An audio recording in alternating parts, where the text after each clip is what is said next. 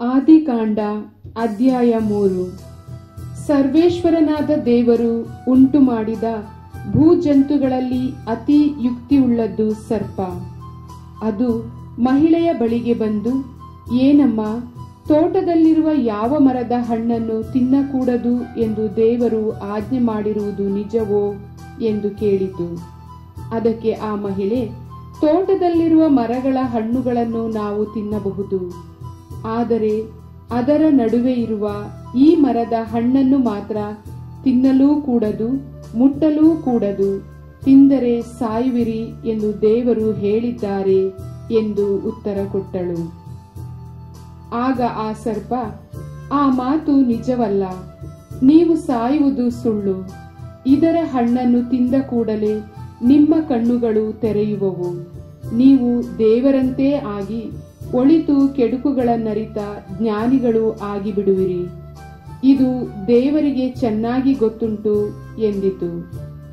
ಆಗ ಆ ಮಹಿಳೆ, ಈ ಮರದ ಹಣ್ಣು ಊಟಕ್ಕೆ ಎಷ್ಟು ಚೆನ್ನಾಗಿದೆ, ನೋಟಕ್ಕೆ ಎಷ್ಟು ರಮಣೀಯವಾಗಿದೆ, ಜ್ಞಾನಾರ್ಜನೆಗೆ ಎಷ್ಟು ಆಕರ್ಷಣೀಯವಾಗಿದೆ ಎಂದು ತಿಳಿದು ಅದನ್ನು ತೆಗೆದುಕೊಂಡು ತಿಂದಳು.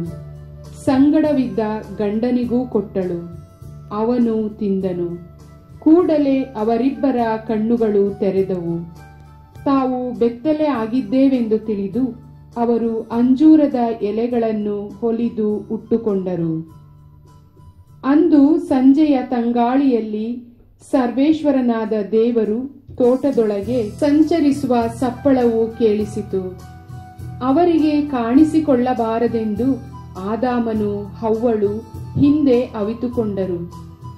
ಆದರೆ ಸರ್ವೇಶ್ವರನಾದ ದೇವರು, ಎಲ್ಲಿರುತ್ತೀಯಾ ಎಂದು ಆದಾಮನನ್ನು ಕೂಗಿ ಕೇಳಿದರು. ಅದಕ್ಕೆ ಅವನು, ತಾವು ತೋಟದಲ್ಲಿ ಸಂಚರಿಸುವ ಸಪ್ಪಳವು ಕೇಳಿಸಿತು, ಬೆತ್ತಲೆಯಾಗಿದ್ದೇನಲ್ಲ ಎಂದು ಹೆದರಿ ಅವಿತುಕೊಂಡೆ ಎಂದನು. ನೀನು ಬೆತ್ತಲೆಯಾಗಿರುತ್ತಿ ಎಂದು ನಿನಗೆ ತಿಳಿಸಿದವರು ಯಾರು ಎಂದು ಕೇಳಿದರು.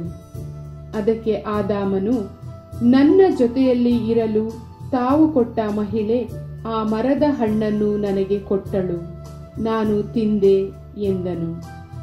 ಸರ್ವೇಶ್ವರನಾದ ದೇವರು ಈ ಮಹಿಳೆಯನ್ನು, ಇದೇನು ನೀನು ಮಾಡಿದ್ದು ಎಂದು ಕೇಳಲು ಆಕೆ, ಸರ್ಪವು ನನ್ನನ್ನು ವಂಚಿಸಿ ತಿನ್ನುವಂತೆ ಮಾಡಿತು ಎಂದು ಉತ್ತರ ಕೊಟ್ಟಳು.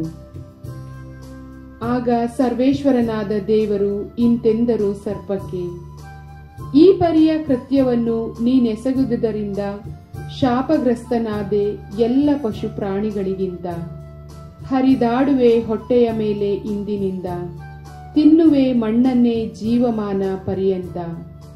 ಹಗೆತನವಿರಿಸುವೆನು ನಿನಗೂ ಈ ಮಹಿಳೆಗೂ, ನಿನ್ನ ಸಂತಾನಕ್ಕೂ ಇವಳ ಸಂತಾನಕ್ಕೂ. ಜಜ್ಜುವುದಿವಳ ಸಂತಾನ ನಿನ್ನ ತಲೆಯನ್ನು, ಕಚ್ಚುವೆ ನೀನಾ ಸಂತಾನದ ಹಿಮ್ಮಡಿಯನ್ನು. ಬಳಿಕ ಆ ಮಹಿಳೆಗೆ, ಹೆಚ್ಚಿಸುವೆನು ಪ್ರಸವ ಕಾಲದ ನಿನ್ನ ವೇದನೆಯನ್ನು, ಹೆರುವೆ ನೀನು ಸಂಕಷ್ಟದಿಂದಲೇ ಮಕ್ಕಳನ್ನು. ಆದರೂ ನಿನಗಿರುವುದು ಗಂಡನ ಬಯಕೆ, ಒಳಗಾಗುವೆ ನೀನು ಆತನ ಒಡೆತನಕ್ಕೆ. ಅನಂತರ ಆದಾಮನಿಗೆ, ತಿನ್ನಬಾರದೆಂದು ನಾನು ವಿಧಿಸಿದ ಮರದ ಹಣ್ಣನ್ನು ತಿಂದೆ ನೀನು, ಕೇಳಿ ನಿನ್ನ ಮಡದಿಯ ಮಾತನ್ನು. ಇದ ಕಾರಣ ಹಾಕಿರುವೆನು ಶಾಪ ಹೊಲ ನೆಲಕ್ಕೆ, ದುಡಿವೆ ನೀನು ಜೀವಮಾನವಿಡೀ ಅದರ ಕೃಷಿಗೆ. ಬೆಳೆಸುವುದದು ಅತುಳ ಕಳೆಯನ್ನು, ಮುಳ್ಳು ಗಿಡಗಳನ್ನು, ತಿನ್ನಬೇಕಾಗುವುದು ನೀನು ಬೈಲಿನ ಬೆಳೆಯನ್ನು.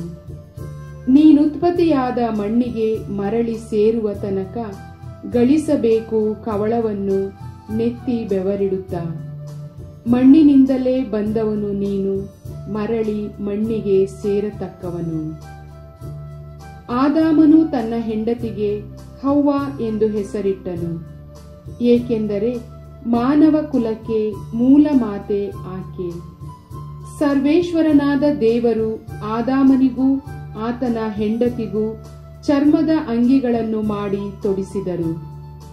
ಸರ್ವೇಶ್ವರನಾದ ದೇವರು, ಮನುಷ್ಯನು ಈಗ ನಮ್ಮಲ್ಲಿ ಒಬ್ಬರಂತೆ ಒಳಿತು ಕೆಡುಕುಗಳ ಜ್ಞಾನವನ್ನು ಪಡೆದು ಬಿಟ್ಟಿದ್ದಾನೆ.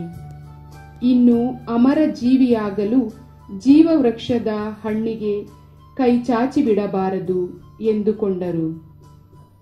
ಅವನು ಉತ್ಪತ್ತಿಯಾದ ಭೂಮಿಯನ್ನೇ ವ್ಯವಸಾಯ ಮಾಡಲೆಂದು ಏದೇನ್ ತೋಟದಿಂದ ಹೊರಡಿಸಿಬಿಟ್ಟರು. ಅದಲ್ಲದೆ ಜೀವವೃಕ್ಷಕ್ಕೆ ಹೋಗುವ ದಾರಿಯನ್ನು ಕಾಯುವುದಕ್ಕಾಗಿ ಆ ವನದ ಪೂರ್ವ ದಿಕ್ಕಿನಲ್ಲೇ ಕೆರೂಬಿಯರನ್ನು ಪ್ರಜ್ವಲಿಸುತ್ತಾ ಎಲ್ಲ ಕಡೆ ಸುತ್ತುವ ಕತ್ತಿಯನ್ನು ಇರಿಸಿದರು. ಪ್ರಭುವಿನ ವಾಕ್ಯ.